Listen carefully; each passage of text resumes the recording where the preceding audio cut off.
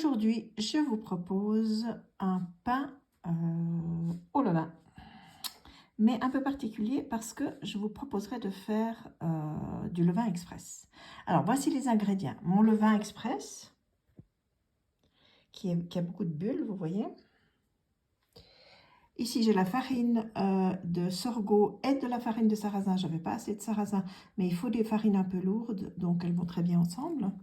Ici, j'ai la fécule de tapioca et la fécule de pomme de terre que j'ai mélangé. Ici, j'ai de la farine de riz complet. Semi-complet, ça va aussi. Ici, j'ai les graines de lin blond mixées et le psyllium que j'ai mélangé. Et en plus, il nous faudra du vinaigre de pomme qui permettra de bien lever, puisque mon levain, c'est un levain express, et de l'huile d'olive pour donner du moelleux et de la saveur. Du sel, bien évidemment, et de l'eau tiède. Pour aujourd'hui, donc le pain au levain avec du levain express. Pourquoi du levain express? Parce que là on est en hiver, chez moi je suis à la montagne, le levain il pousse pas, hein, c'est très compliqué. Donc j'en utilise relativement peu dans ma cuisine sans gluten. Donc je me suis dit, je vais faire un levain express. Voilà. Alors il est là, il est fait, il est bien travaillé, disons, on voit qu'il y a des bulles, hein, il a poussé. Vous voyez, il y a des bulles, il a bien poussé. Alors, on va commencer le travail. Voilà. On va mettre de l'eau tiède. J'ai déjà mis l'eau tiède et je vais voir si... Voilà, il faut qu'elle soit vraiment tiède et qu'elle ne brûle pas les levures, hein. On va la mélanger directement avec le levain.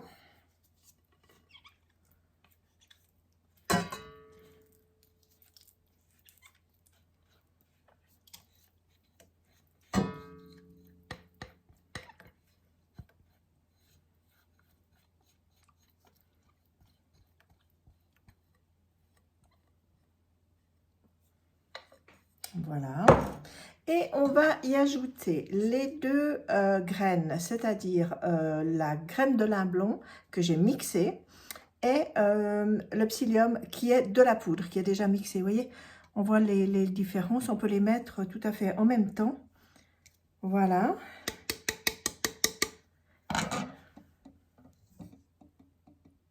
À cela, je vais ajouter une cuillère à soupe de miel. Pourquoi le miel? Parce que le miel, c'est du sucre et ça va activer mon levain.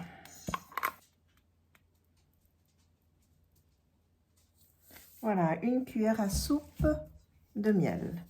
Et on mélange à la cuillère pour essayer de bien mélanger le tout.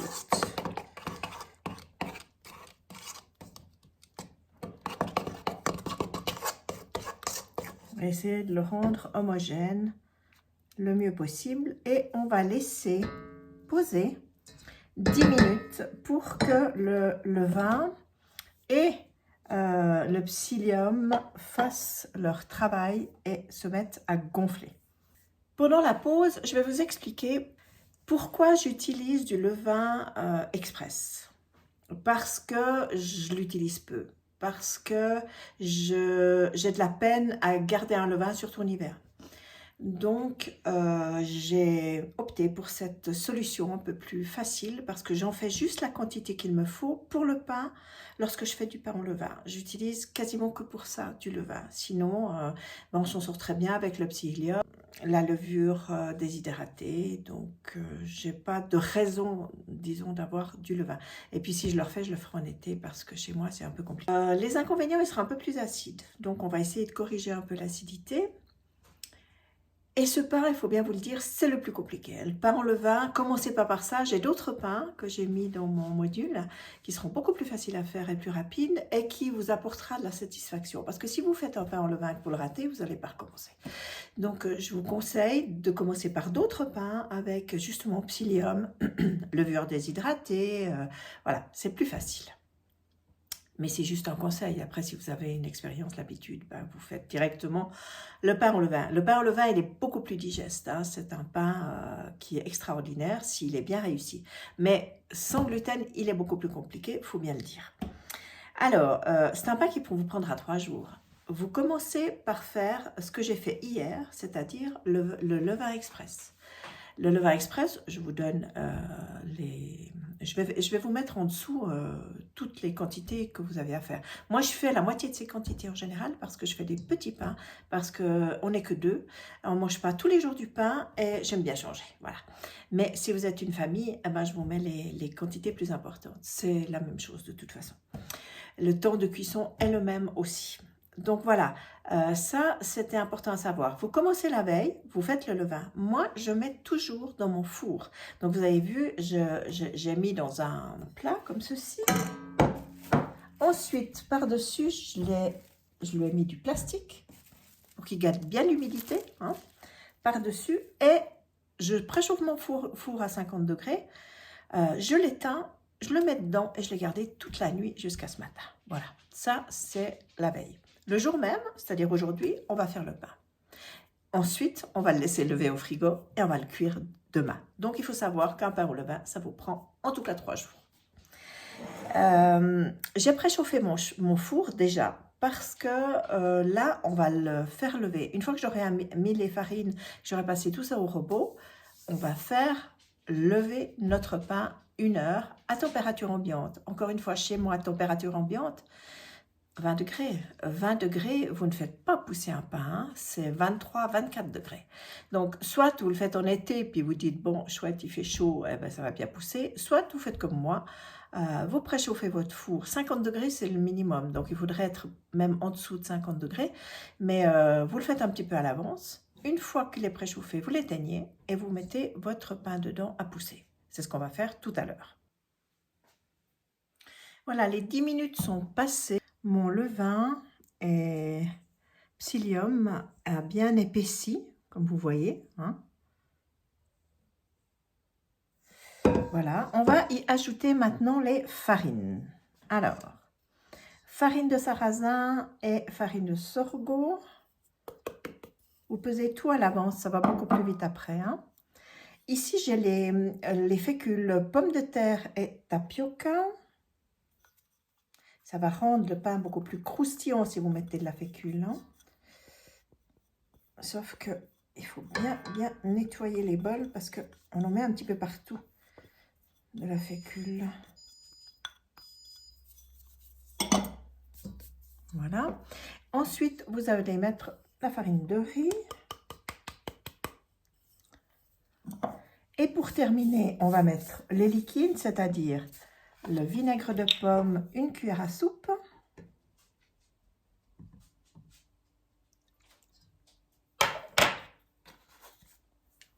Et 1 cuillère à soupe d'huile d'olive. Vous pouvez mettre d'autres huiles. Moi, j'aime beaucoup l'huile d'olive. Et il va bien avec ce pain qui est un peu rustique.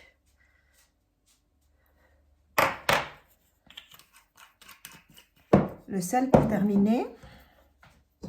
Voilà. On garde toujours un petit pichet d'eau à portée de main parce qu'il faudra peut-être un petit peu plus d'eau. Étant donné que le levain, il est assez épais.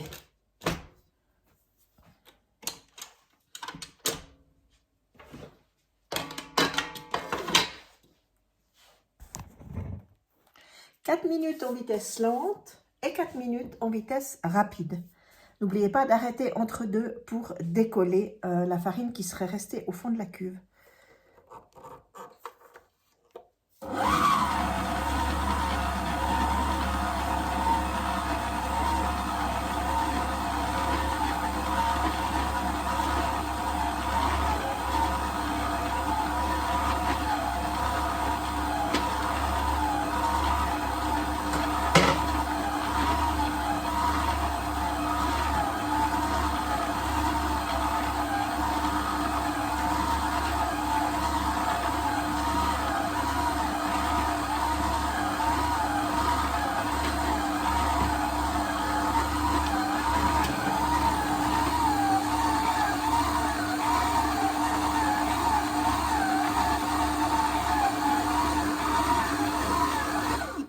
vais l'arrêter.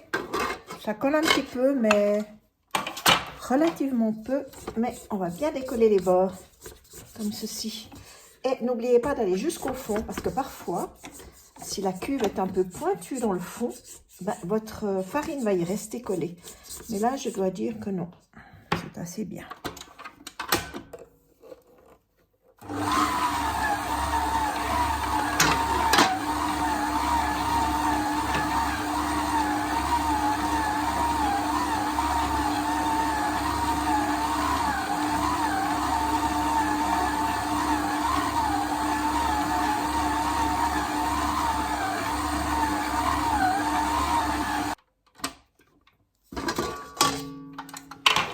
Je vais décoller un peu ma pâte.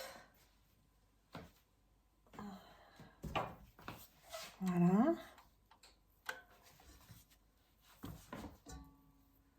Il s'est collé un peu autour du crochet. Et je vais bien la ramener au centre. Et ensuite, je vais la passer en vitesse rapide 4 minutes. Voilà. Vitesse rapide, je vais mettre sur 3.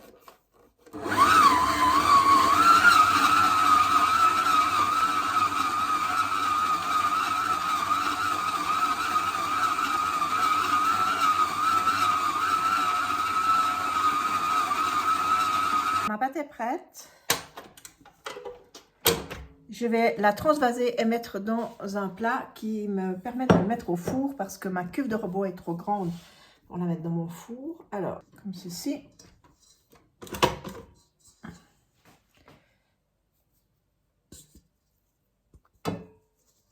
Voilà.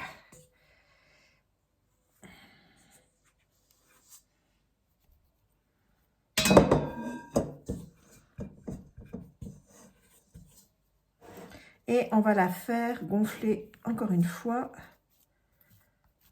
Il faut être assez délicat avec ces farines parce que elles ne sont pas panifiables comme une farine de blé. Hein. Il n'y a pas de gluten, on est bien d'accord.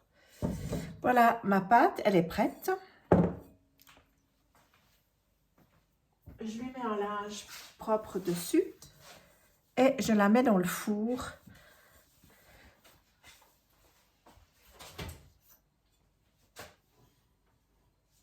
Je l'ai mise dans mon four, préchauffé à 50 degrés, qui avait déjà baissé un petit peu parce que 50 c'est même trop.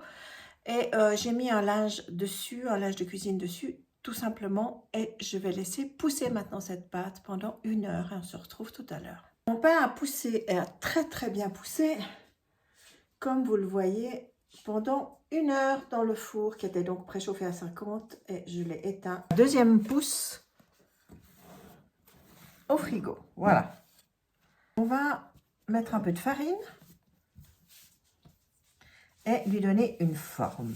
Mais il ne faut pas trop le travailler, le triturer. Les pains sans gluten sont beaucoup plus délicats, ils se cassent beaucoup plus facilement. Alors là, on va lui donner une forme. Moi, je vais lui donner une forme allongée, comme ça. Voilà, tout simplement. Et c'est suffisant. On va prendre soit un panier, soit moi j'ai un moule à cake qui va très bien. Et je mets un tissu dedans. Je farine un peu ce moule. Voilà. Et on va mettre le pain avec l'ouverture. Là, elle est dessous. On va mettre l'ouverture dessus. Comme ça. De cette manière,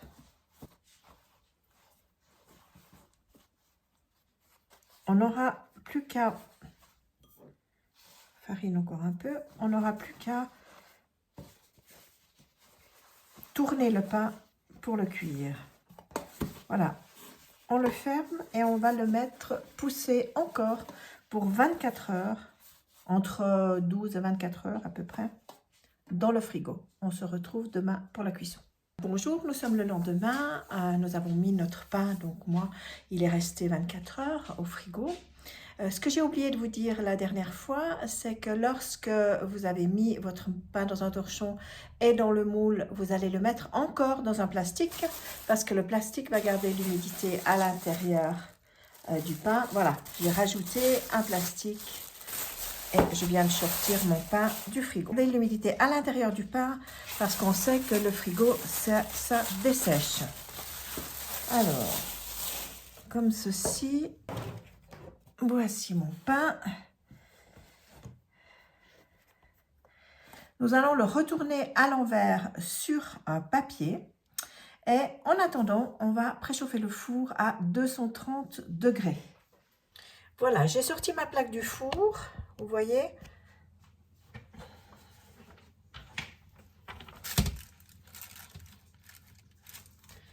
J'ai mis mon pain avec le papier directement sur la plaque. Maintenant, je vais baisser le four à 200 degrés et je vais cuire pendant 45 minutes ce pain.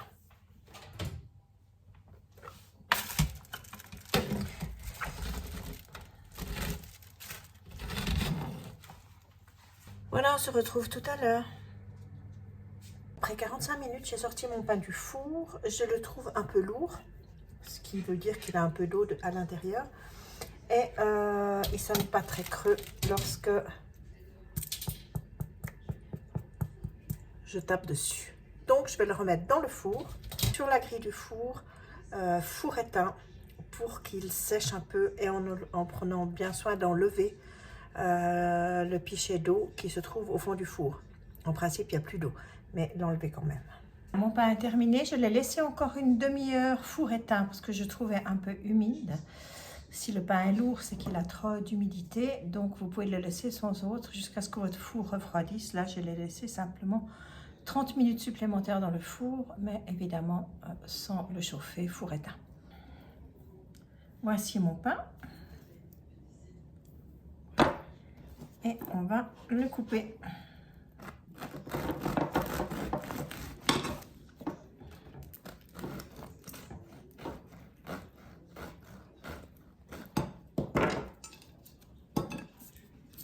Voilà, je vous le montre à l'intérieur, il est bien alvéolé. Il a une bonne croûte croustillante. Et la quantité fait à peu près 250 grammes.